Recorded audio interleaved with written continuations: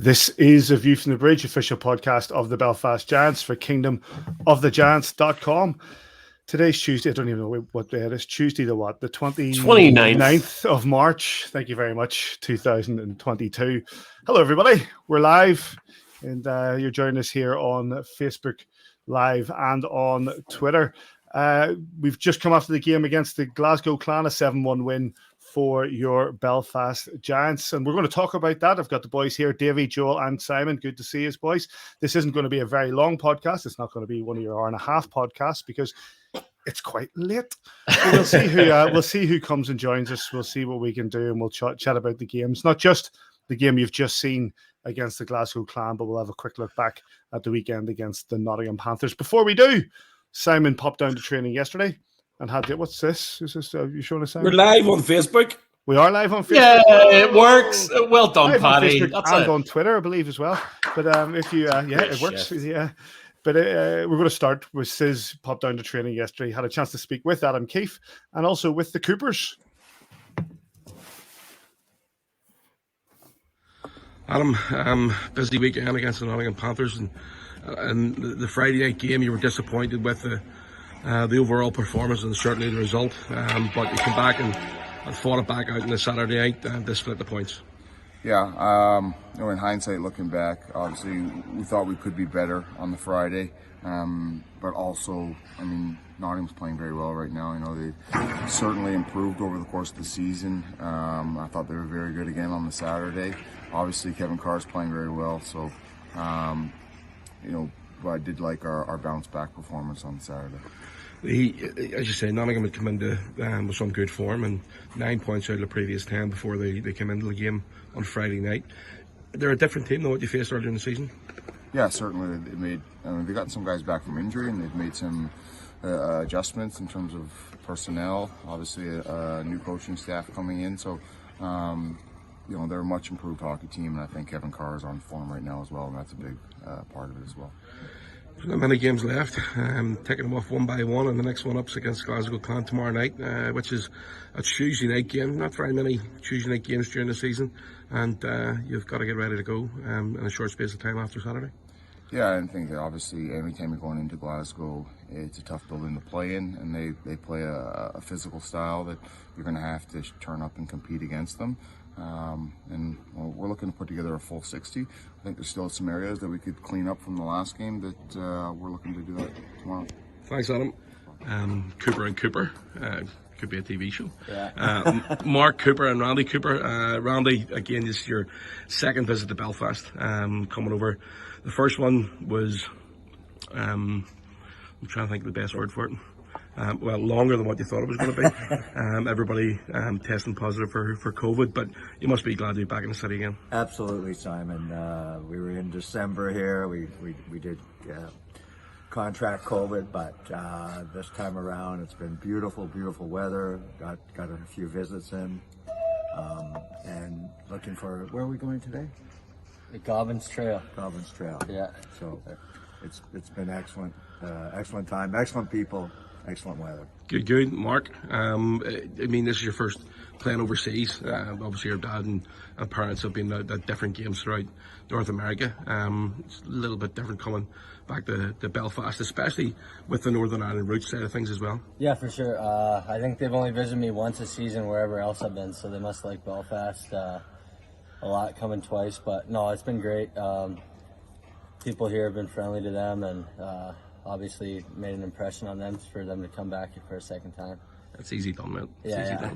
I want to touch on the weekend. Nottingham Panthers losing out on the Friday night, but getting the 2 points this Saturday were vital. Yeah, for sure. We knew kind of Saturday was a must-win with Sheffield right on our tails there. Came out Saturday with played a full 60 and got the job done. Randy, traveling around, whether it's down the road from Scarborough or whether it's all across North America, to follow your son playing hockey, it's one of those ones where we talk about parents being absolutely vital, especially Mark from a younger perspective, before you can drive and before you can tie your own shoelaces to a certain extent. But you must be a proud moment watching your son playing professional hockey. Absolutely, Simon. I grew up in a hockey family. My dad was a hockey player. He coached in the the Maple Leaf system through the Marlies when he was. Go Leafs, go! Yeah, absolutely. And I grew up passion playing out in the park on weekends outdoors, and so it just kind of carries on. So that's where it's all comes from. We're going to win tomorrow night, Mark? Oh yeah, for sure. Big Glasgow. game against Glasgow, yeah. Come on. Thank you very much, Coopers. Thank you. Okay, thanks, Simon. And he was absolutely right. The Belfast Giants did win thanks to the Coopers and thanks to Adam Keefe. We'll see how this goes. We're going live. Hello to everybody out there watching on Twitter and on Facebook. Please send us a message or send us a tweet. We'll do our best to keep you involved and share them with everybody. And let's go to the game that we've just watched. Your Belfast Giants took a 7-1 victory over the Glasgow Clan in Braehead. 3 goals early on in the game. A short-handed goal for Picanich, and then he followed up with a second. Lewis Hook rounded out that period. Scott Conway with a power play goal in the second period. Picanich seeing his hat-trick goal on the power play in the third period. Kieran Long with a long-range shot to make it 6, and Slater Doggett rounding it out to make it 7. Matthew Waugh with the only goal for the Glasgow Clan on the power play to make it 7-1, and the Belfast Giants take the 2 points out of Renfrew. Davy, go straight to you on this. Your thoughts on the game we've just watched?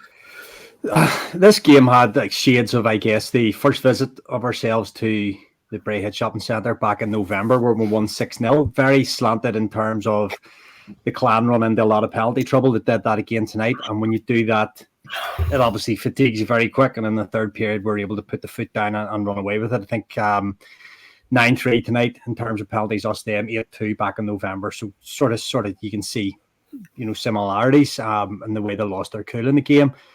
Special teams were critical then. We went and scored a couple of power play goals, obviously getting that one early on the short-handed effort. Again, JJ Picanich with the kind of breakaway I'm finding that top right corner that he's done.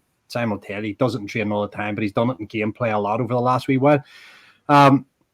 Lost the face-off battle badly tonight, which I'll look forward to seeing the end stat tomorrow to see just where that all went wrong. But, we've been pretty good in the circle, and what we had to do tonight was go and chase the puck down with that well. We have that smothering kind of forecheck that we've talked about all season long, and that line of Goodwin, Conway and Picanich, just great. Every time they're nice. They cause chaos and get the Glasgow Clan run about to lose their discipline, as we say, and then they go on and we score goal after goal. Good to see Longer getting, I think that's 3 in 4 games, or from going to the back end, especially that wee bit of adaptability that we've talked about as well. When somebody goes down, Longer's able to slip in there, but we've bossed them all night long. I think we outshot them more or less 2-1, and a good old road win there for a Tuesday night. Simon, you did say on our WhatsApp episode when JJ scored that goal, he does that all the time in training. All the time. He did it yesterday morning. And to be honest, if you had about 2 goalies in net yesterday morning, you weren't stopping it. He's just top quality. We dominated them tonight. You always get, when you get a short-handed goal, you're sitting thinking, right, okay, they're going to get angry and come at us. And they didn't. We just didn't give them the space. Davy's already touched on, was smothered. I mean, there's 22 seconds left in that game, and we had 3 guys chasing the puck down in their corner, 200 feet from our own net. I thought we absolutely dominated them. I don't think we're weak in any way. I arguably say it's probably one of our best performances of the season. We're 3-0 up at the end of the first period. Could have been more.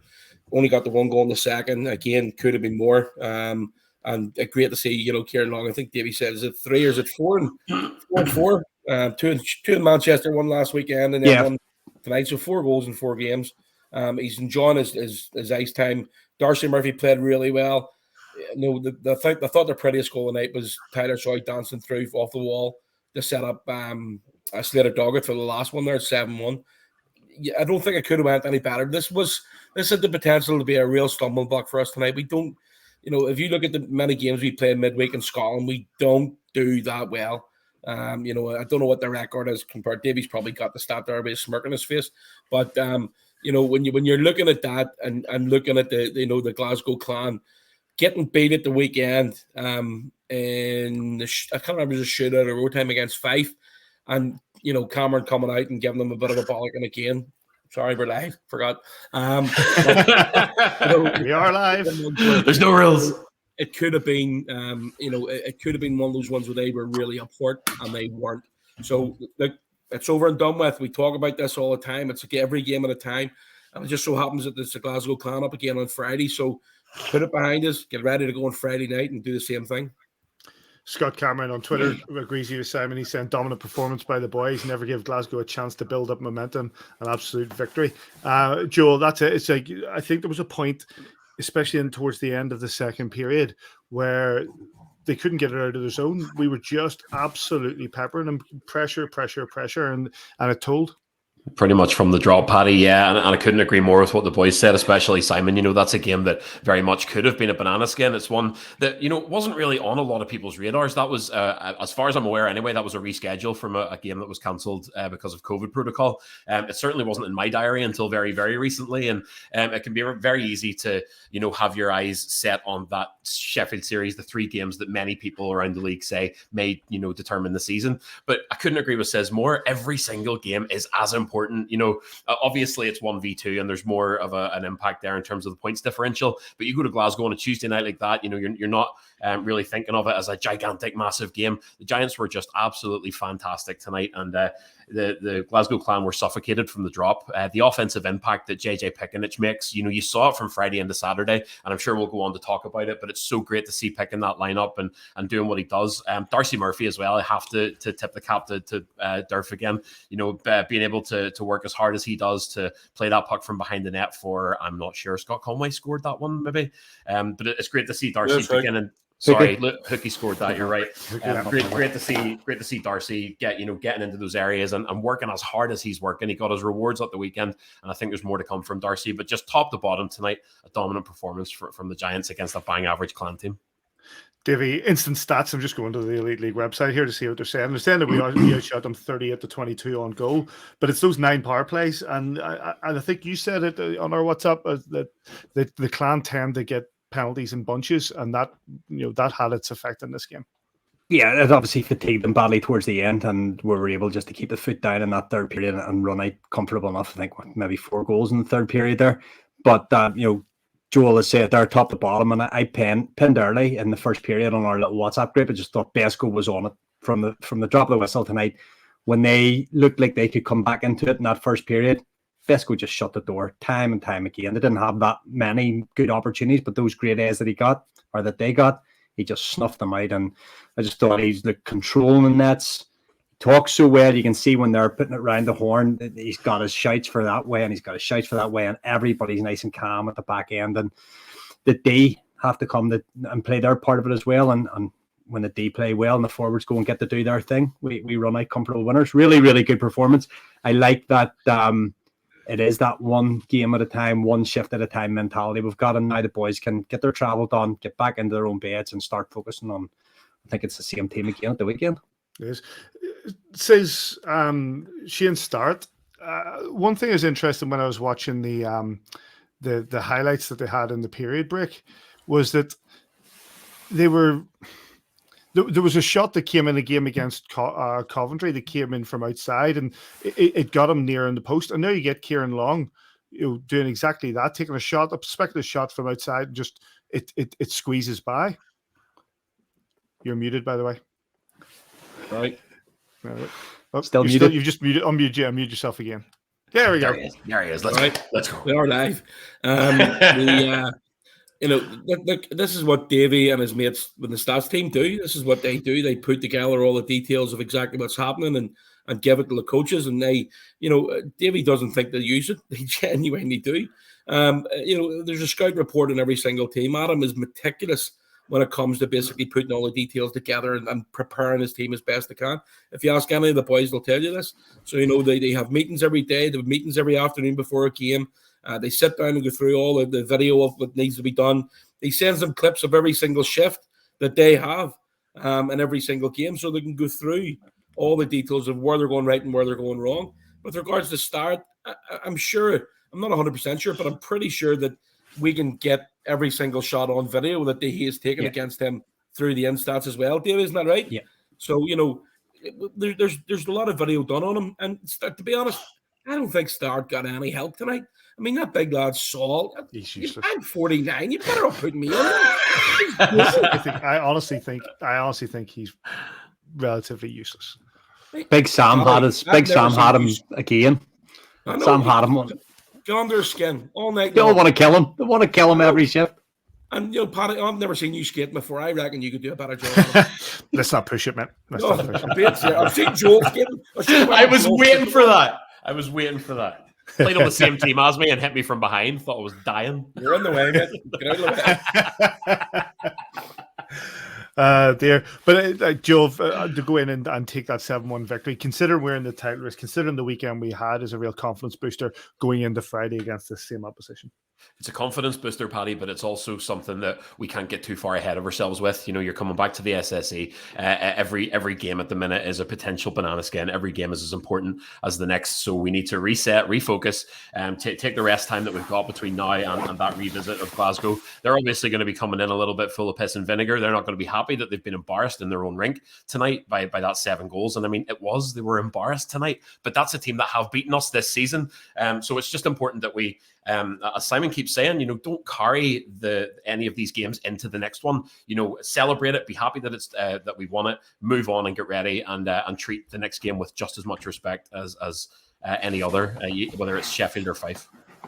Let's come back on that, Paddy. Over the last number of games, we've jumped out the leads against Manchester, the 2 games against Nottingham, and tonight in the 3 previous games, we kind of got pinned back a wee bit. We lost our momentum, we lost our edge, and tonight we just kept the foot down the whole game. We got that early goal short-handed, and we just pushed on, and we just didn't give them a sniff back in. Nottingham, both games, we give them a back in. Okay, Saturday night we were able to push on, but we got 2-0 up, pinned back. Friday night we lost the 4 goals against Manchester. We lost the 4 goals or 5 goals, whatever it was. So it was good tonight that we were able to keep that momentum and just push right through to the 6. As Simon said right at the start there, that was one of the best 60-minute performances we've had. We went from the whistle to the last whistle. Loved it. Lot to like about tonight. Exactly what we need at this stage of the season. Exactly what we needed considering. Go on, Sam. Paddy, there's one really important thing before Friday night. The Sheffield Steelers have got to go into Manchester tomorrow night. Yep, they do. I watched the Sheffield Steelers game on Sunday against the Storm. Storm played reasonably well. They made a mistake for their second goal, and that's otherwise they could have went the overtime with them. That could be a big game for the Steelers, and it's certainly Manchester are busting their nuts to try and get a couple of points, but to get into that, make sure they're in the top 8 as well. So that is a massive game tomorrow night. It is, and obviously I wasn't here last week. And thanks to you, gents, for taking that on, and well done, Joel, on the hosting.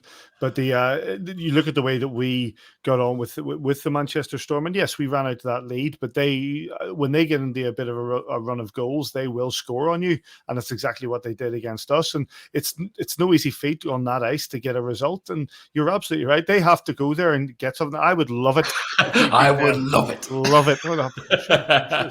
I'm sure I've heard this before. Let's have a quick look back at the weekend, lads. The 2 games against the Nottingham Panthers at the SSE Arena. We'll start with a 4-2 defeat that took place. Bergeron, Hedberg, Bovin and Meyer scoring for the Nottingham Panthers. Conway with the 2 for the Belfast Giants. Simon, Giants went out to the 2-1 lead, and then Nottingham squared it, and then that third period, it just didn't work for the Giants at all. When I get 2-0 lead, and just as you're looking at that screen in 2 minutes and 51 seconds, I thought, this is going to be great tonight. Yeah, and we just stopped playing. It's one of those ones where you've got to, the Nottingham Panthers actually played decent on Friday night. Our first goal that we gave away was Coops, wasn't it? Coops was basically coming down. He actually had the puck in their zone, and he turns to bring it back into our zone to get waste a few seconds off the power play for them as we're shorthanded. And they have 2 guys between him and the defenseman. They knocked out I can't remember who it was, knocked it out of the air, and then Bergeron's all in the slot in his own, and he scores. That's a big mistake. Very, very uncharacteristic of thanks, Davy, of Mark Cooper. But, that gave them momentum. They get a quick goal to start the second period. And, Besco sort of kept us in it. They played very, very well. But we just weren't at the races. We didn't move our legs. We missed JJ Pickenich. I mean, we missed JJ Pickenich massively.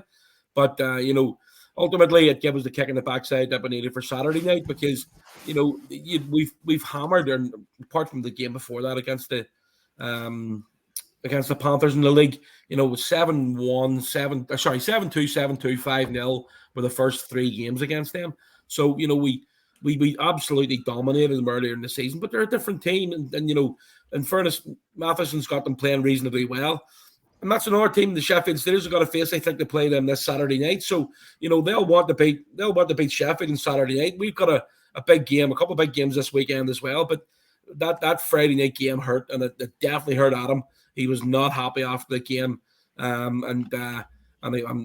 know he made his feelings known to the boys in the dressing room after the game. Joel?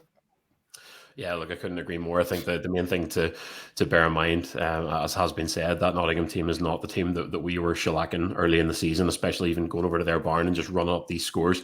Matheson has done a great job. I don't know if it's maybe a little bit of the whistle effect too, you know, having that team just a little bit better drilled. I think they're a very, very solid goaltender as well. And the Giants did need to kind of grind away and to get in his face.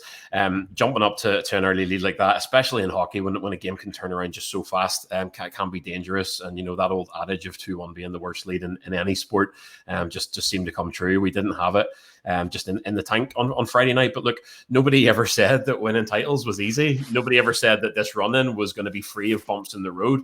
And maybe now and again, if you want to try and take a positive from it, you need that little bump in the road to refocus, keep you sharp, and get you reset for the next one.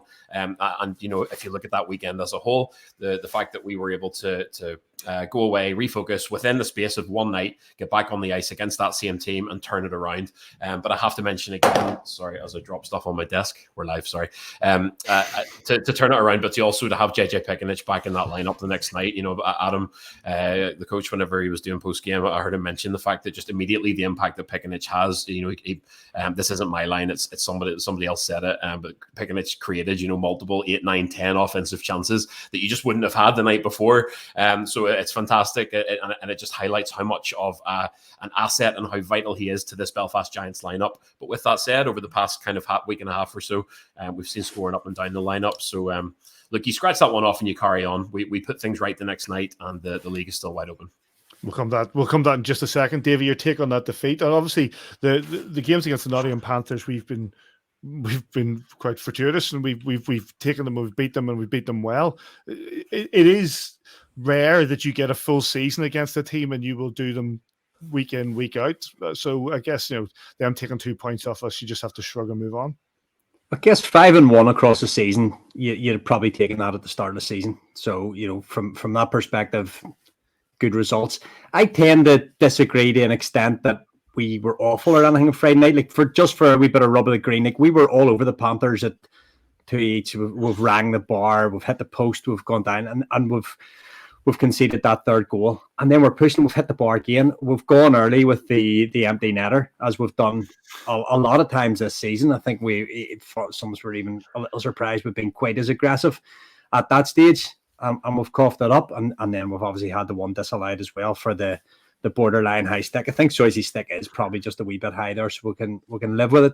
One of those, a little wake up call, perhaps. You know, we're getting into a bit of a groove there, and you know, for the boys to come back the following night, which we'll go on to. But I don't think we particularly sucked. We were outshot in our own barn, which is at even strength, which is something that hasn't happened an awful lot to us this season. So, you know, in terms of a good wake-up call, maybe that was just what we needed. We'd go out and stick 4 past them the following night, and then we'll go on to Glasgow, obviously, tonight and come up with a really good win. So sometimes you just need to be refocused, and sometimes it takes a bit of adversity to find that focus for you. I'm going to move on to the other game. We are hoping to be joined by Adam Keefe in a short period of time. We'll see how we get on, but we'll keep talking. We'll go on then to the game against Nottingham, the 4-1 victory that took place. Kieran Long with the opening goal, Conway, Murph, and Goodwin on the power play for the Belfast Giants. It was Sean Richards for the Nottingham Panthers. Joel, and like you said, had to hit back, and we hit back. Yeah, we absolutely did, Paddy. And if you don't mind, I'm going to just focus on one thing tonight because it was the biggest shot of serotonin I think I had all of last week. And that was Darcy Murphy putting in the work and coming out with a 1+1 game in that response the next night. You know, we talk about Darcy Murphy. We've talked about him so much and his contribution to the Belfast Giants. And normally his struggles in a season, his battles are pulling up those big moments and racking up points and scoring big clutch goals. He's had to face adversity in a whole different way this season. He's had to do a lot of that work behind closed doors and a lot of the work that nobody sees in order to get himself healthy. He's obviously been battling injury all this season, and he's been putting that work in, and it's just so nice. And I don't mean it in a patronizing way. Darcy Murphy is a good hockey player. He knows where the net is, but he's obviously been up against it, and I'm delighted that he got that goal and he had that moment. The thing that I took away from that game was just how loud and genuine the crowd was after that goal went in. That says to me that that's a Belfast Giants fan base that haven't forgotten Darcy Murphy. They also aren't underestimating the grind that he's been putting in a very different way to a lot of the other boys to contribute to this Belfast Giants team. I'm delighted to have him back on the ice, and if you let him get hot at this stage in the season, you're in trouble. I think that's it. Davy, you know, and we had to have that bounce back, and we did. Nothing like a bit of bounce back ability, and we jumped out again. The quick and longer getting the goal. Darcy coming up with goal longer, involving the 2 goals, obviously on the Friday night as well. I think Simon mentioned it on commentary with Graham Walton. You know, to have that depth of scoring when you're reliant almost at times, you're expecting when things are going bad, you're expecting Goodway, Conwick, and Pickenich to come up with something. You're almost just willing it to happen. And when you've got that fourth line jumping up, I don't know, different guys probably centering it at different times all through the night. And then say all that. Conway was absolutely exceptional on Saturday night. I know I think it's Kieran Long gets man of the match, it says on Saturday night. Yep. Yeah. He had his goal, he had his assist on Darcy's goal, but Conway ruled the ice for me on Friday night. He really, really led the team really well. So, you know, we got in and around Carr. There's Conway scoring his goal now. If you're watching it live, you know, Conway getting down right into the house there and getting the shot away. And we never looked back. It was one of those ones whenever we got the couple of goals up, I was comfortable. I was saying that I was comfortable on Friday night as well. So, you know, we won all the major battles. We won the power play battle. We won the face-off battle. We won the shots battle. And when you win all those little statistical battles, you know, more often than not, you go ahead and you win the game. Stats don't lie. Says is I text you in between period breaks, you know, on game evenings. So as far as that, the Giants follow the process that's very well set out. Simon's talking about keeper being meticulous in preparation. The guys are meticulous in their preparation. And when you prepare right and you get off to a good start, you know, 9 times out of 10, you come away with the 2 points. Simon, you were joined on Friday by Dicko and then on Saturday by Graham Walton. And I really enjoyed with both of those. And Graham Walton was bang on what he was saying about how he said something along the lines of the Giants' concentration in games like this is second to none. Yeah, I first want to touch on Davy saying he was very comfortable on Friday, Saturday because he got the first 2 periods scores right and got $100 up. I'll not say anything about that. I remember Wally saying that on Saturday night, and he is absolutely nailed on. You know, it's important to try. You know, when David just mentioned there about winning the battles, that's one thing we didn't do on Friday night. We didn't win the battles along the wall. The Nottingham Panthers won those battles probably 75% of the time on Friday night, and it was the opposite way around on Saturday. When you watched us down deep, cycling the puck low, you know, creating the opportunities out front. David mentioned that Conway had played well, Darcy had played well, obviously, as well, but my man of the match should have been JJ Pickenich. I thought he was absolutely brilliant. I know none of you seen him coming into the arena. He shouldn't have played on Saturday night, but he wanted to play. He watched the game on Saturday night. I probably understand because he watched the game on the webcast with me and Dicko on Friday night, and he says, "There's no way I'm watching that crap again." So, you know, he gets the stuff on and came out on Saturday night, and I thought he was exceptional. He really didn't, you know, he's struggling, but hadn't skated all week. He was sick in his bed all week, and to come out and play the way he did, created so many opportunities, picked up 2 helpers, probably could have had another couple, but I thought he was absolutely brilliant.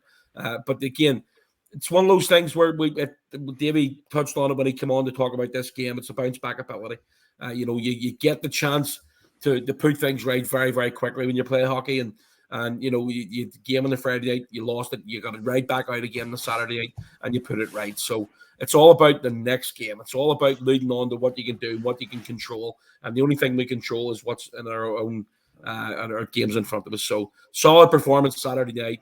Adam was very, very happy after the weekend, only picking up the 2 points, but he was really happy the way the team bounced back, and I knew he was looking forward to tonight as well. Let's have a quick look, if I can sort this out, at where we stand right now with regards to, obviously we've only got a few weeks ends of the season left, and the standings are as such. Belfast Giants are top, 48 games played, 76 points. Sheffield are 2 games and 4 points behind us. Cardiff this week have been eliminated from the title race. I hate to see that, Paddy. I do hate to see that. I'm really disappointed to see it. Really tough for them. Really tough. That's tough. Sorry to hear that. But they've qualified for playoffs, as you can see. So good for them. They eliminated. They're only 64 points. Yeah, we've got 78, 76. They can get the 78. Yeah. Hold on. No. 78. But was it not announced the other day that they've been Yes, eliminated? it was announced, but it was tweeted by JJ Fernley, an average statistician.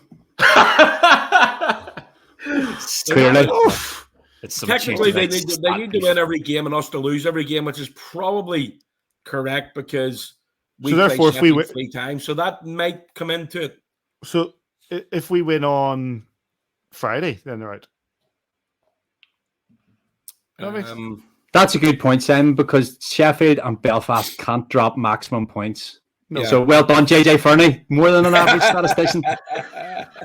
Those points have to be split some way between Belfast and Sheffield, whether it's somebody's going to get them. Would like to retract his recent statement about JJ Fernley. I'd like to apologise for absolutely nothing.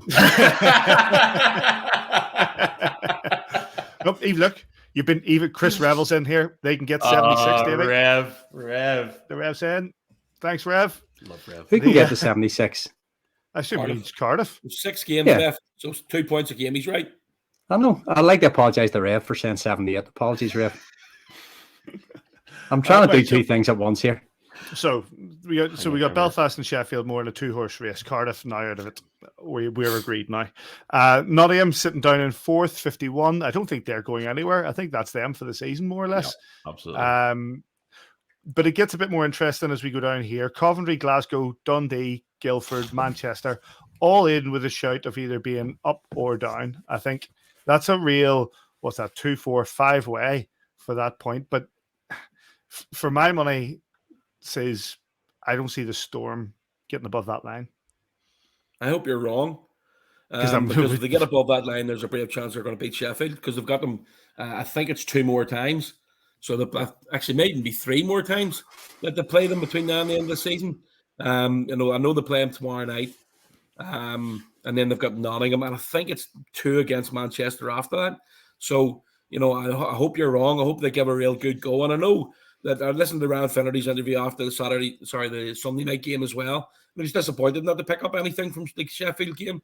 But, there's when you look at the Dundee were sitting 5th and 4 points behind Nottingham started last weekend. And all of a sudden they lose 2 games. Nottingham can pick up a win against us and they go ahead and then they're obviously down to 4. There's 8 point gap there now between them and Nottingham. Yeah. So it's going to be a tough battle. Obviously, Coventry and the Guildford Flames played tonight. Who won that? Do you know what? I was just about to look that up. It was 2-1 to Coventry the last I looked in the 3rd period. Give me a second. Keep talking. I'll look it up. I talked then just for fixtures.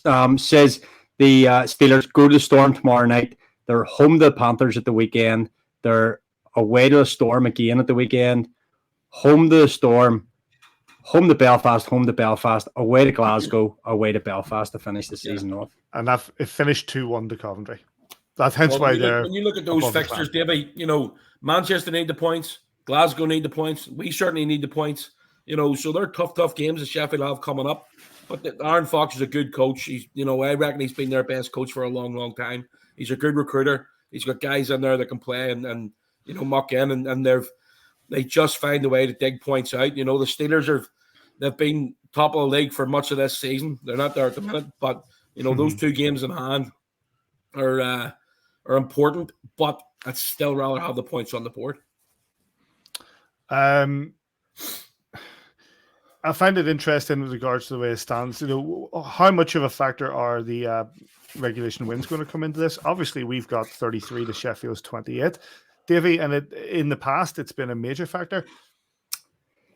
You could just, in terms of Sheffield win their 2 games in hand and they go level on points, that, they'll have 30 regulation wins. They're probably not going to overhaul that at this stage of the season in terms of getting above us in regulation wins. So it's as good as an extra point as we sit in the league stands at the minute. And, that goes back to this league as a win in, September, October is as important as they are in April.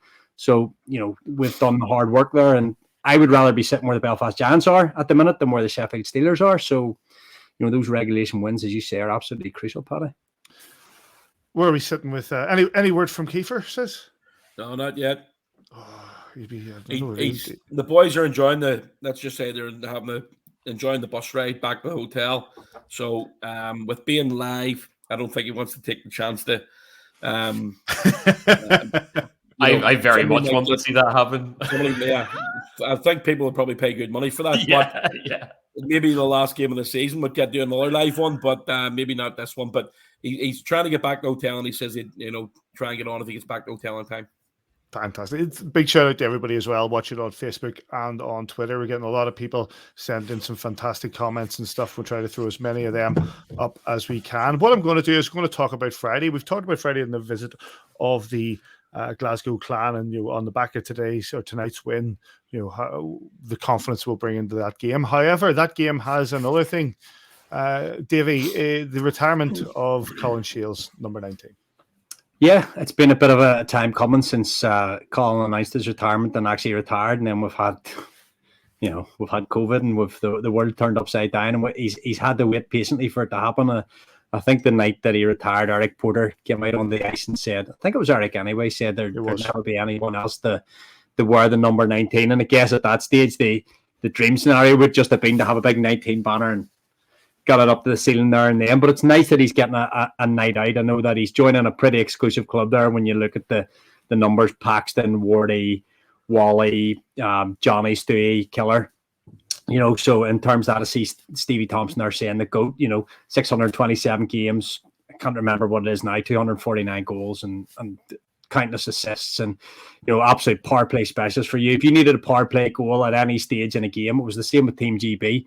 I think that last World Championships, Aaron Murphy might have been talking about it when they were coming up around this time of selection. He says if Colin Shields had just been coming back from injury, and they were saying even if you just need him to go out there and play 30 seconds in the power play, he's got a chance of getting you the goal. He has to go to the World Championships. He was absolutely unbelievable for the Belfast Giants. He was great for all the clubs he played for through his career. Had some unbelievable numbers in North America as a junior coming through the ranks as well. And we were very lucky to have him as long as we did. He lifted plenty of silverware in Belfast. He's obviously set up home in Belfast and business after his hockey career. So we wish him well with all that, and looking forward to Friday night, seeing that number 19 being raised up alongside those other in that very exclusive retired numbers club.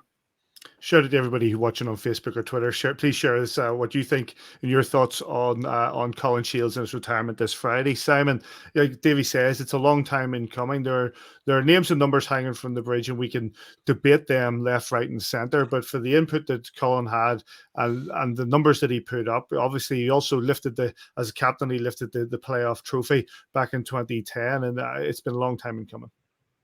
But you mean the playoff trophy coming back again? No, the retirement. Yes, that is number 19. I think. Listen, we've talked about this before about the numbers that are retired there at the minute, and there's arguments for every single one of them. Should they be there? Should they not be there? But when you look at it, the one that we could have 4 different opinions here by literally talking about this and saying such and such deserves it. Paxton deserves to be there, the first overall out of everybody. Graham Walton should be there, first local lad to play over 500 games. He played for the Giants for 11, 12 seasons, whatever it may be. But I think this is the first player that has deserved to have his number up there without anybody having an issue with it. I don't think anybody could ever argue about Colin having his number retired. He's been absolutely incredible for this hockey club over the last, for the 11 or 12 years that he was here. He leads on so many different statistics. Davy, probably got them all there. I don't want to give them all away tonight because I'm sure they'll be touched on Friday night at the game. But, he leads on so many parts, whether it's power play goals or whatever.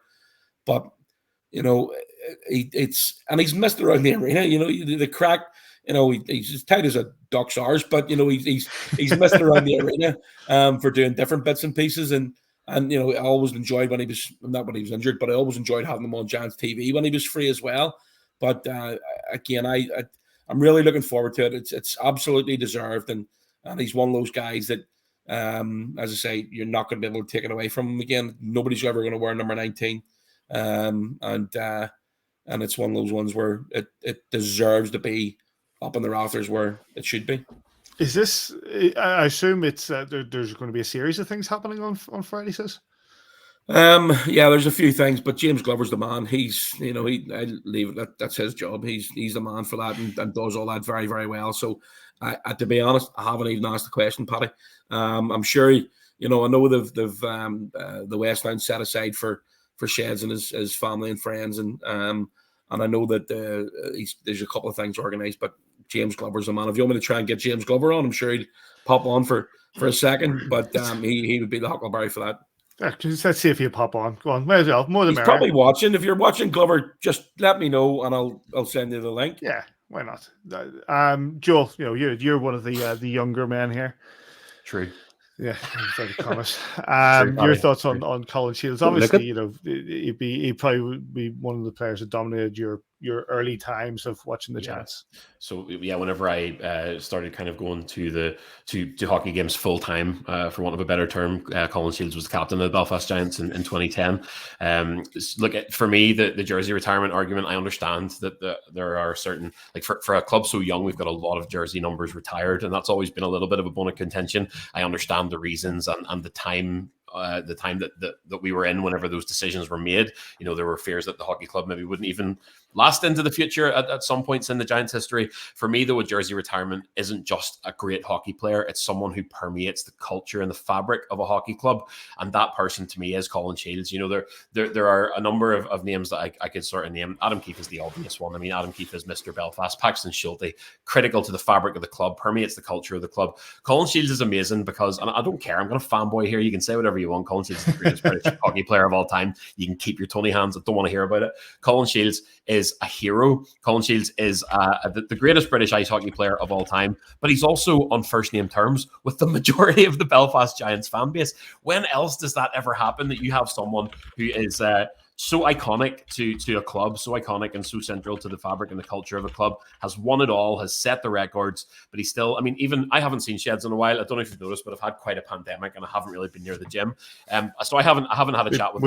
We've noticed, yeah. But we obviously are currently living in a rented place down in Larne as we prepare for a big house move. And hope he doesn't mind me saying, but Colin Shields reached out and was like, look, if you're getting your stuff moved out of the flat, if you're getting moved down to Larne, give me a shout. I'll bring the truck. We can load stuff up. Now, I am not letting the greatest British hockey player of all time load furniture for me. That's just something that's a non-negotiable. But it's the fact that that's maybe a throwaway example, but it's special to me, and it's an example of just how much he means and how much the club and its fan base and the people and its people. He spends his weeks in that gym talking to people, talking to fans, and people. I think the majority of our fan base, have those kinds of stories and have built up kind of friendships with him, or would at least know him in first name terms. Fully deserving of that number 19 hanging from the rafters. That's someone who is not just a great hockey player, but a great guy, and someone who, you think Belfast Giants and you play word association, very, very quickly you're going to say Colin Shields. So you'll get no complaints from me about 19 hanging from the rafters forever. I can't believe that you went for you're going to fanboy Colin Shields when just above you there is Davy McGempsey. I'm trying to out-fanboy him, but I know it's pointless. I thought he spent all of his energy on statistician beef on a Tuesday night, so I was trying to get in ahead of him. But listen, I know Davy, mate. I know. Go on. You going over for Davy? Hoping to be there, yep. You flying home? Hoping to. Yeah, I'm going to try. Come on, Paddy. You're allowed your wee tuppence worth there.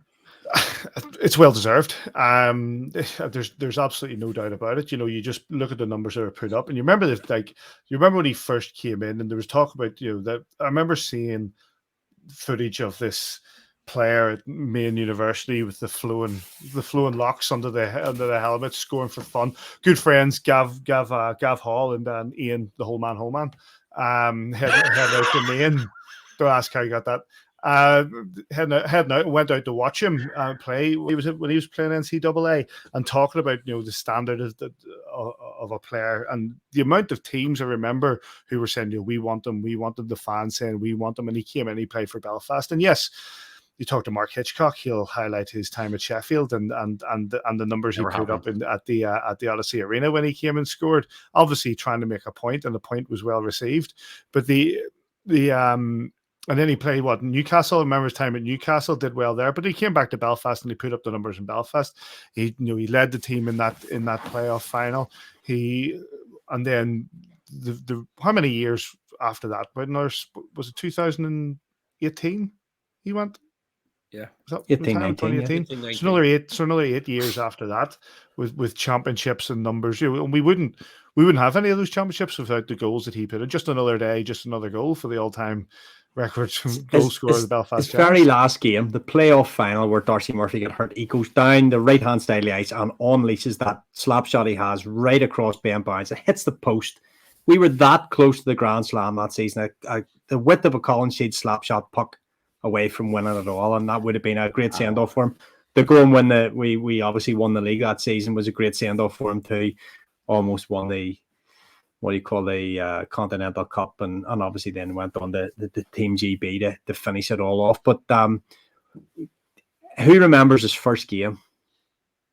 Me and Simon were talking about it the other day. Joel was only a wee nipper. Season with Theo Fleury.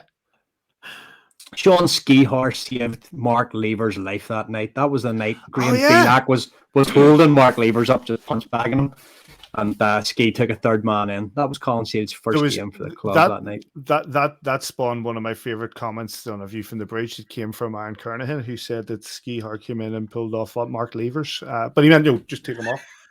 Nice, Paddy. Yeah. Nice. We're live, aren't we?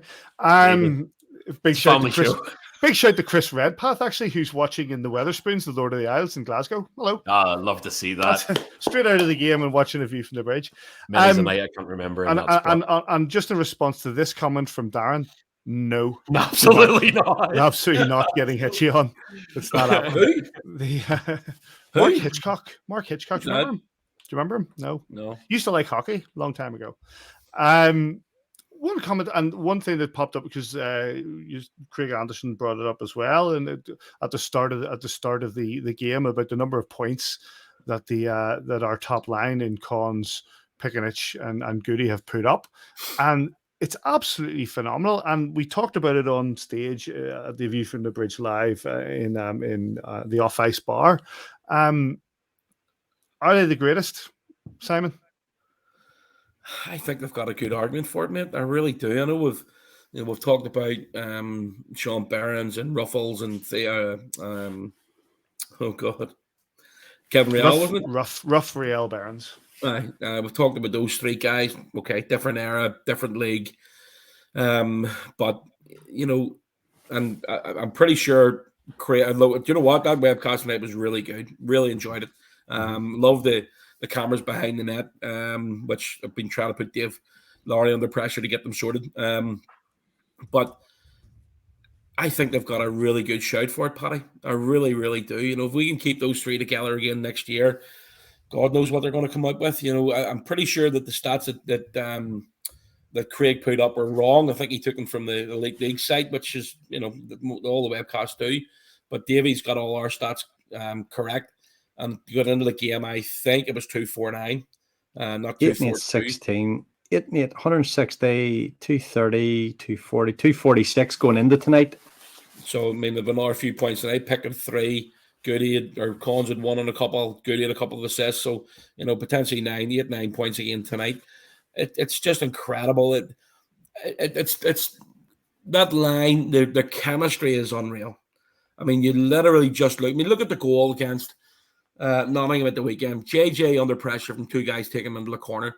Cons gives him the puck. He skates into the corner, slips it out to him because he's attracting the two guys into the corner with him. Cons just walks into the net. Davy was touching on it there, puts it through the legs of Kevin Carr. The three of them together are, I don't think I've ever seen it like that before for a Belfast Giants line. If you like, the whole point of it is I'm happy to have an argument or a discussion over it. But those three together have been sensational. It's, I was looking at, somebody had tweeted out there. I don't think it was a Giants fan, but somebody had tweeted out a few weeks ago about, who's potentially going to be the best player in the league this year. Do you know what? See if it's not either Goody, if it's not Cons or Pickenich, or throw Goody in there as well. Somebody's head needs a good slap. Those three, as I say, but they really have. I think Pickenich is just something else. Conway, again, just as he does everything right. Davy touched on a many face-off he's won this year. He's taken more than double any other player on our team, and he's won nearly 55-60% of them, if not more. 60%. He just does a wee bit of everything. The best chirper I've heard on ice anywhere. He's absolutely lethal. I love it. He gets stuck in the guys, especially after conceding a goal. Remember, he did against Hazeltine, against Manchester. Your man's landing the flat down on the ice, and Cons is giving it. I couldn't stop laughing on the webcast. He's just lethal. But I honestly think these three could be the best line that we've ever had. Sorry, I just said an interesting one there from Matt Patton saying in the 18-19 Riley Rutherford Darcy, close points wise. Go on, Joel. I was just sitting on that one, to be honest. I'm trying to think of, as you said just a few minutes ago there, the game. I certainly think anyway, the British game has changed so much from the early 2000s to now. And I think that change has been accelerated even in the past 5 or 6 years. The style of hockey in the UK feels different to me. It's not as big hit, drop the gloves, fight North American. I feel there's more and more of that college or European sort of flair in our game. And I'm trying to think of, best lines in recent history. And as Matthew Patton rightly points out there, that line of Darcy Murphy, Blair Riley, and David Rutherford, they were prolific offensively, but they were also extremely well balanced, in terms of their physicality, in terms of their work and creating chances out of nowhere. But if you set those two side by side, I don't know if the stats match this opinion, but if you give me, as I try to set recency bias aside, if you give me those two lines side by side, it wouldn't even be close. I would take Goody, Pick and Cons in a heartbeat, and that was a sensational line. I think that Riley, Rutherford and Murphy didn't do it consistently over the course of a whole season, from the first game till 50, whatever we're in now. I think it's 59th, 60th game tonight of the season. They were hot at times when others weren't, and they carried the team for a little bit, and then they went off the boil and they had injuries. We've been very lucky although I was talking to somebody the other day, I think we've lost about 80 games or so in terms of injuries. What did I put on Twitter the other day? Something like 21 out of 60 games we have had a full complement of players, so we shouldn't even be anywhere near the top of this league. In terms of best lines, you go back to that season with Paul Eadie, where we had Swayze, Whitecott, and Shields, and then you had a second line of Sauce, Chevy, and Higgy. You had a top six there doing real damage. You go way back to Rough, Riel, Barnes, etc. They're as good as we have had. I don't think there's you can't have a debate without these three being right at the top of your debate. If you're going to have one of those starting six kind of podcasts for pick your actual best three and go through and find, you had years where you had like a Damon Rycroft coming in scoring more than a point a game. Did he do it on a line with two other people consistently over 60 games? No, they didn't. So in terms of the 60 game aspect of it for a whole season, not really carrying any injuries and doing it night on night, I could go through there and find how many games, probably certainly in one hand or two hands, that one of those three hasn't scored a point in. They've been sensational in terms of the contribution night after night after night. So for me, probably 80 season with Swayze, Whitecott, and Shields is the only one. Even when you're going back to Riel, Burns, Ruff, you're talking about a different era, a different style of hockey, a different level of league, which I think probably is getting close to comparable, though it still doesn't have the depth. Yeah, at times we can run four lines, but you're still having somebody chipping in. Paxton Schulte did a brilliant podcast there the other week, and he was talking about the old days and how everything's better in your head in the old days. So, whenever you're going back, yes, we were really blessed with the type of hockey we had then. it's coming back to there now, and these three guys are peerless in this league in terms of a line currently. I think that's the point. And I remember when we had Kelman on before the cup final, he said exactly that sort of similar thing, We listened. Nice. See, sorry for jumping in. I was sitting thinking, again, that the first one that always pops to mind, lines from the Giants is Barons, Real, and Ruff. That's the first one that jumps to mind. That would put. I mean, Davy mentioned the Whitecott lineup in 2012, something like that. Yeah. Yes. But the first one for me that pops to mind is the Ruffles and line. Could you imagine Ruffles in a line with Conway and Pickenich? Well, I think I'm not diminishing what Goody's done this year, but if you take the two top point scorers that we have there at the minute with Conway and Pickenich, and Ruffles basically supplying ammunition from another side. That's unplayable. There's a comment from Chris Lovell that we just had on Facebook saying if you replace one of them with a player from previous years, who are you dropping and picking? And you're saying you pick up Ruffles? Absolutely. I think absolutely. I just the point I was going to make was the fact that you're always influenced in that, and that's the thing. You're always influenced by the first. The first great line that I remember watching was Raphael Barnes, and everybody gets compared to them, and then the mind starts to think about, well, they were the best, so nobody could be better. So when I look at this line, but the numbers that they are putting on left, right, and center, the numbers they are putting up and the chemistry, as you pointed out, is phenomenal. It's that they know where each other is. They know the moves that each other is going to make, the speed that they bring it into the zone, and then you look at those three goals, especially the first two from Pickenich tonight, and the way that it worked and the finishing was unreal, absolutely unreal. The guy is one of the best we've had, without a shadow of a doubt. And the way that he's playing on this line with Goody, who was good the last time he was here. And the fact that he's been made the captain was exactly the right move from Adam Keefe, or well, it was Adam Keefe, or well, it was the boys in the room that voted for it. But he is leading by example in this team, and that is why we sit top of the Elite Ice Hockey League. Looking at Goody up until I think it was up until tonight. Goody's 19 points in March. He leads the team in points in the month of March. He was, it might even be up until the start of the weekend.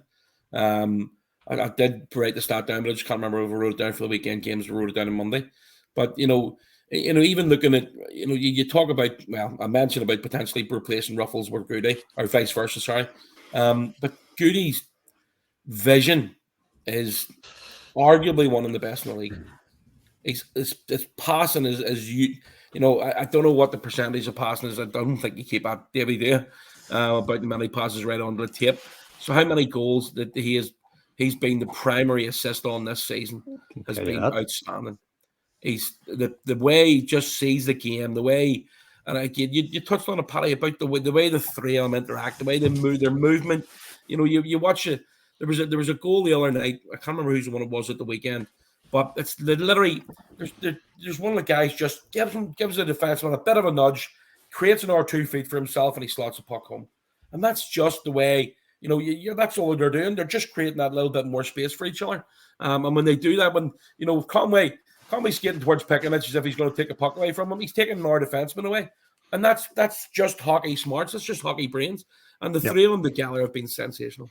Operations manager for the Belfast Giants, James Glover. Welcome to A View from the Bridge. Yes, Gloves. Good evening, lads. How are you? Just sorry, you were about to say something, Davy. Let Davy say. I was about to say we're talking about all the goals to score, and you're talking about setting each other and set plays. We're talking about all the stuff that do positive in the offensive zone, but defensively they're a really sound line. They're a plus 153, and the plus minus just unbelievable. The numbers are staggering what they're doing this season, and yeah, we'll have to have that debate about best line ever. Of course, Simon, if you're taking out, if you're saying you're keeping Goody and you're keeping Pick, you can only drop one, and you're taking Goody out of it, and who you're going to pick in. Just one of the best. You don't need a goalie, Davy. If you just forget about the goalie, I'm going with 6 players. One of the best left wingers we've ever had, right back at the start. You're talking about putting sandpaper like Jason Ruff in. Paxton Schulte, I throw him into the mix there as well. Put that bit of sandpaper in that line. Point a game guy for the Belfast Giants who could throw them down as well. I think it'd be unstoppable. It's just a shame that this whole entire conversation is pointless because the greatest Giants line of all time is Darrell Lloyd, Adam Keefe, and Mark Garside. Carry on. James, is this the best top line we've seen at the Belfast Giants? Rough Real Barons for me, boys. Oh, come on. It's always thank you. I thought he was a young man. Such a period of times sort of went between those two sets of lines. Though, like you think there'd be something more to talk about in between those times, but those guys back in the day were pretty special. So yeah, we had that. What we were talking. Sorry, Paddy. There, I don't know how much of the conversation you caught there. We've had exceptional combos, one or two players here and there. The Mike Compons, Noah Clark, different guys that came in. Damon Rycroft, Brock McBride, singular guys who have been absolutely. Paddy Dwyer, singular guys that have been absolutely outstanding in this league. But in terms of actual threesomes that do it from day 1 to day 60. Sorry, Simon, back off. Family show. In terms of there isn't that many 3-line combos that have done it the whole way through a season. I don't doubt that, mate. I think you're absolutely right. This is the problem with debates like this is going head to head. You can't actually show it. It is just going to be a case of people will have their favorites, and and like I said earlier, some people will sit in the past and think the best Rough Rail Barons were the best line I've ever seen, and nobody has come close. Or they're going to say, Freddie Nashville's one of the best players we've ever had. But it's just the way things go.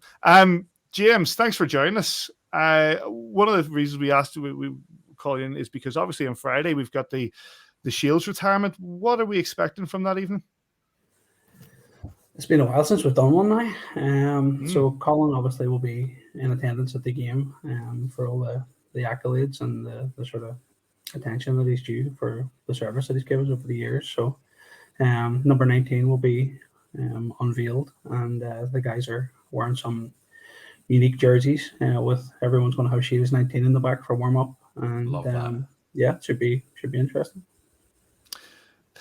One of the things when we spoke, your name was brought up just a couple of weeks ago in regards to the cup final. Last week in regards to the cup final and the work that was put in. Obviously, over the last number of years, we've had some fantastic events at the SSE Arena. The effort that's been put in by your team to put on these events is second to none. No, I appreciate it. I get a lot of the credit, but in honesty, it's a lot of the volunteers that give up their time to come and actually do the hard work. I'm just fortunate enough that I get to front it and, like I said, take a lot of the credit. Not that I don't work myself, but I guess those guys deserve the plaudits. Simon's laughing because now he can actually call me out because he sees what I do day in, day out. No comment, mate. You do a great job. It's testament to sort of to all those guys and also the Odyssey for like putting themselves out in the shop window to host these events as well. Like there's a lot of teams that wouldn't even consider bidding for a World Championships or a Friendship Four and those sorts of things. And it's if it wasn't for the sort of aspiration to do these things and go above and beyond, you wouldn't really get the opportunity. For me, number one, to put the event on, and number two, for the fans in Belfast to actually come and experience it. So it's an all-round team effort. Glover, I want to touch on, obviously, we're looking forward to Friday night and hopefully more success down the rest of this season, but I want to touch on Wednesday week ago, the Cup final, Premier Sports in, early start for you, late finish, Michael Bard, same all of the guys that do all the normal jobs, but having a one-off final in the arena for the first time and winning it again was certainly a well worth the efforts from yourself and your crew and all the volunteers on the game night. Yeah, like it's what everybody sort of gets up for. The players play for finals, and whenever your job's to put on event management, that's the sort of things that you look forward to as well. I was a bit nervous about that one tonight. I tweeted about it there recently. The Tuesday nights in Scotland have a habit of coming back to bite people, but those cup finals, if you can't get up for a cup final as a player, then you're in the wrong business. And that's the same for all of us who put the events on. Like you're really looking forward to it. So to get that amount of people through the door was fantastic. And then obviously to sort of welcome people to the new bar and some of the new facilities in the arena, which are only sort of getting bigger and better. There's a few more things in the pipeline which are going to be available tail end of the season, starting next. So it's again testament to the organization for investing in the facility, which is definitely one of the best out there. One of my favorite things about Glover, if you ever get to spend any time with him, the novelty and the magic of being in the arena, around the hockey team, around just even equipment, Zambonis, ice facilities, ice going down. You've never lost that kind of spark of enthusiasm, and it really rubs off on people. You know, I find myself getting vicariously stoked about how a crew flies over to put the ice down in Belfast. I had absolutely no idea about the technicalities of it until I spent time with Glover. But it's just amazing to still see that kind of fire burn so bright after kind of all these years with the organization. But you know, what is it for you, Gloves, that gives you the most job satisfaction? Is it the opportunity to put on an on-ice final and to have the Teal Army sort of see us clinch a title on home ice? Is it, you know, Friendship 4? Is it pulling off a big event like a jersey retirement, which is obviously a really significant night and super important, or testimonials? What is it to you you look back on and went, man, I'm proud of that. That's a highlight of my season?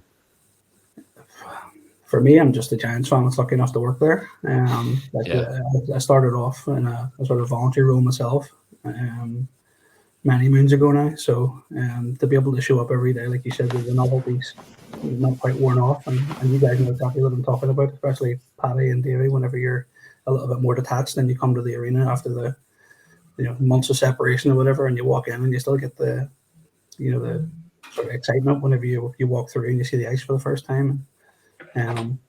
It sounds a bit sad, but no, it doesn't. Not the slightest. It doesn't. It's there all the time. To be able to have a job that keeps you around ice hockey and the team that you're passionate about, it's something you definitely don't take for granted. What's been your highlight in the years that you've worked there? And obviously you've had so many different, from the Friendship 4s to the World Championships to the Challenge Cup finals and whatnot, and even the championship games that we had. That game against that weekend against Sheffield, where we lifted the trophy. But when it came to your own personal experience with the Belfast Giants, what's been your highlight? The one that sort of springs to mind is obviously all the championships. That Sheffield weekend that you just mentioned was pretty magical, and that's kind of when I started with the Giants. So that was the first sort of trophy and experience that I'd got being part of a team that was winning the Elite League Championship. But those big events like the Champions Hockey League was a big one for me. It's just a sort of different level of opposition, and from the event point of view, there's a little bit more organization and scrutiny and things that goes around that, just really from the professionalism that the CHL sort of demand. And it's great to have the opportunity to do those things.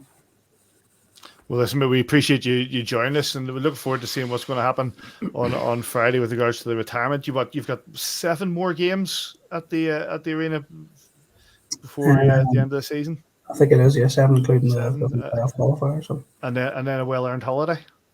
Yeah, well, it's the business end of the season, so hopefully everybody gets down and gets behind the team. It's definitely a great team to get behind, and hopefully there's plenty more trophies to celebrate this year. Here. Well, listen, mate, thanks very much for joining us. Cheers, boys. Keep it up. Love you, Gloves. Big thanks to James Glover. Great to have him on a view from the bridge. We're going to wrap it up because we were hoping to get Adam Keefe on, but I guess he must be caught in traffic because it's there was issues getting away from Braehead, says. There's a diversion on the motorway, so he's not back to the hotel yet. Apologies. Well, because we said we'd only do half an hour, and now we're on to about 70 minutes. So standard, absolutely standard. Say the games this weekend. Belfast Giants are hosting the Glasgow Clan on Friday night, the 1st of April. Hoping to make the Glasgow Clan the April Fools. 7 p.m. at the SSE Arena, and then on Sunday, the 3rd of April, 4 p.m. at the SSE Arena, the Guildford Flames roll into town for their final time this season, and that will set up the following weekend, which we'll come to. It's a series of 2 games the following weekend, and then another one against the Sheffield Steelers over in it. But we'll talk about that next week. Any other business, boys? I have a couple, actually. Laura's asked me to touch on the fundraising efforts for Cooper Bradley. Davy stuck it out on. Stop right there. I've got something, says. See if this works. See if this works. Is it working? Hang on. Don't panic, Mr. You're Manning. watching A View from the Bridge. Is it working? Yes, Davy. It's working. There we go. Says. Magic. That's exactly what it's for. So they're trying to raise £1,000 for an unbelievable cause in the Ulster and Royal Jubilee Neonatal ICU in memory of their young baby boy, Cooper Bradley, who sadly passed away a few months ago. So, they're over 3/4 of the way there. Please, if you can spare any change, donate. Look, all our hockey fans come together, and it's something that hopefully we can help them hit their target of £1,000. So if you can, please do that. We'll tweet it out again from AVFTB in the next day or so, because I think it finishes on Sunday, Davy. Is that right? Yes, they're going to 2nd or 3rd of April. And we're going to sweeten the pot, as we said on Twitter during the week. If you donate anything at all, we will put you into a draw for tickets for the home playoff game. If you donate a $5, every $5 you donate, you'll go into a draw for a signed Belfast Giants jersey signed by everybody of this. They've won a championship this season. They're going for that shirt that you want to have in your collection, and a game-used puck signed by Tyler Beskorowany. So there's opportunities to win as well as help. And absolutely, £1,000 would go a long way towards getting an incubator in each of those NICUs, which are absolutely vital to these families. This week, I only managed to survive 2 days, but the care and attention he had and the love from his family and all those strangers that helped him along his way. He was born 10 weeks premature, and unfortunately, it wasn't just to be for him. But, he was one of us. He was a giant for a couple of days, and we hold his family very dear in our thoughts. And, anything we can do to help him get up that £1,000, throw a few quid in if you can afford it. Yeah, you wouldn't think so, but my Jasmine was born 5 weeks premature and was in an incubator for the first 3 days of her life. So I know how much effort and care is required for these nurses, and they do an unbelievable job. Again, if we can donate, please do. Second one, great job we just should have mentioned there a few minutes ago, by James Glover with the NHS staff in at the weekend. Oh, it's brilliant. Absolutely brilliant. Magic and showing the appreciation to the. Funny enough, it's a year ago today that the vaccination centre opened at the SSA Arena. It's a bit of a different. I was in the arena this morning, pitch black. Boys were away early, and the whole place is in darkness. But a year ago today, to think that the vaccination centre opened and nearly 370,000 people received vaccinations is just incredible. And lastly, sorry for going on. This is probably one that'll make a few people. Well, it'll piss off the Cardiff Devils and Sheffield Steelers fans, which I'm happy enough with. It doesn't worry me. Oh no. Neil Whiteside's putting together a sudden death too. So we did the videos with the players last week. He sent me the first 19 minutes of it. Kid's brilliant. So what we need now is, if possible, anybody with any video content or any photographs that you took on the night of the Challenge Cup final, and you were in the arena celebration, whether it was on the way home in the bar after the game, whether it was during the game itself, whatever you've got, send through to us. Can we use the AVFTB email to do that? Absolutely. Paddy, you can give it out. But the more the merrier, and we'll try and use some of your content for throughout the game itself, and when Neil gets a video done. That's podcast at kingdomofthegiants.com. If you send it through to us, we'll send it on to him. Podcast at kingdomofthegiants.com. That we know how good Neil is. He's absolutely phenomenal at what he does. Now, I will say, I was in contact with him today about, this here. We wanted an intro and an outro to the new video stuff. And he says, it'll be next season. I was like, all right. Brilliant. Seems like he's busy. Unbelievable. His priorities seem to be this documentary and not A View from the Bridge. What a joke. Absolutely. What about Davy, Joel? Anything from you, gents? I just wanted to say a big welcome back to Belfast to Curtis Leonard and Kyle Bond. They were sights for sore eyes at the weekend. I didn't get a chance to actually see them face to face, which I'm sad about. Me and Lenny got on really well, especially. Love Big Lenny. But only just a week or so after George Owada was back in town as well. So it's lovely to see these people who mean so much to us and are attached to so many good memories come back through and get the reception they deserve. And big welcome back to the boys. I'm guessing, are they back to graduate or something from their degrees? No, they're just back. Just back. Yeah, back in track. Bonner was overseeing his sister in London and spent some time with him after the game on Friday night. He was lit. He was. I met him and Randy Cooper together, and that was quite a show. He was lit after the game on Friday night, and then the boys went out for a few drinks on Saturday night. So obviously not too much because they're bit of a curfew on there, 3 nights before a game. So they definitely have a good time when they're in Belfast as per normal. Yeah, just right. It shows what it means to players as well that they take the time to come back. It's really lovely to see. It is really good to see. Really good to see. Davy, anything from you? Just the last one, and I know we're always banging on about money. The Rainer Razor that started as an idea between me and Sis to pay £1 for a Kevin Rain block was a really bad idea because he's got over 100 this season. But it's sitting at 2,169 quid at the minute. If you owe your money, there's a Just Giving page. It's linked on my own Twitter, Davy_McG. If you don't follow me, go on there and pay your money if you can, please, before the end of the season, because it'd be really nice to be able to get that money captured for Action Mental Health NI. So it's been going really well. We appreciate the support. Says you need to pony up with what you owe, big man. I've ponied up. When was the last time you asked me? Oh, a few months ago now. And did I pony up? Oh, why you have? Oh, why? But shut up, man! You make me sound. But then he's diving in front of pucks and blasting people for no reason. He's about to get pulled out and flipping benched anymore. He's diving in front of pucks. I think we got beaten Friday night and we owed about £7 from it. It's a good job and getting crack scores in. God, it's ridiculous. What is it, 191 quid we're up to each? That's about 200 now, That's bloody ridiculous. I'm going on holiday on the 15th of May. I'm skint. You're not bad. Arena Razor. You're bloody ridiculous. Listen, it's for charity, mate. I'm gladly spending over. I'm just taking out of Jasmine's money box. That's it. That's it.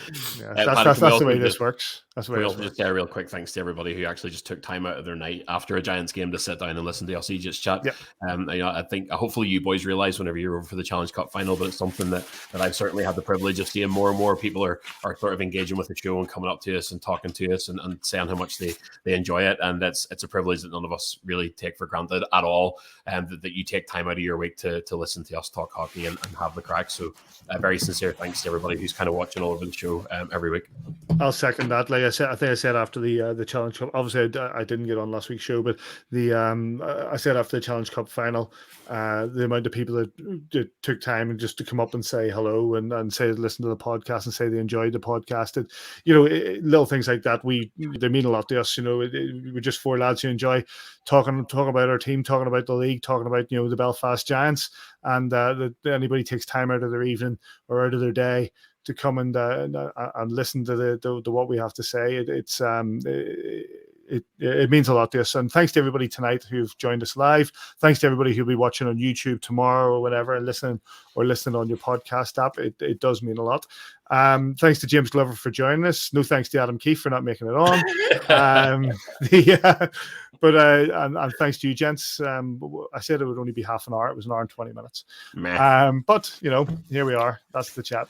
The Belfast Giants took that 7-1 win over the Glasgow Clan. They face the Glasgow Clan again on Friday, 7 p.m. at the SSE Arena. Get yourself down there or join Mr. Kitchen on Giants TV. Likewise, on Sunday, the 3rd of April, 4 p.m., facing the Guildford Flames. Boys, thanks very much. Thanks, boys. Enjoy your Iron Brew there, Davy. Glasgow champagne. Made fake orders, mate. Again, thanks everybody on Facebook, thanks everybody on Twitter, thanks everybody listening in at AVFTB on Twitter, kingdomofthegiants.com, or on Facebook. You can get us AVFTB, and wherever you are this weekend, we hope you enjoy your hockey. We'll catch you here next time on A View from the Bridge. Good night.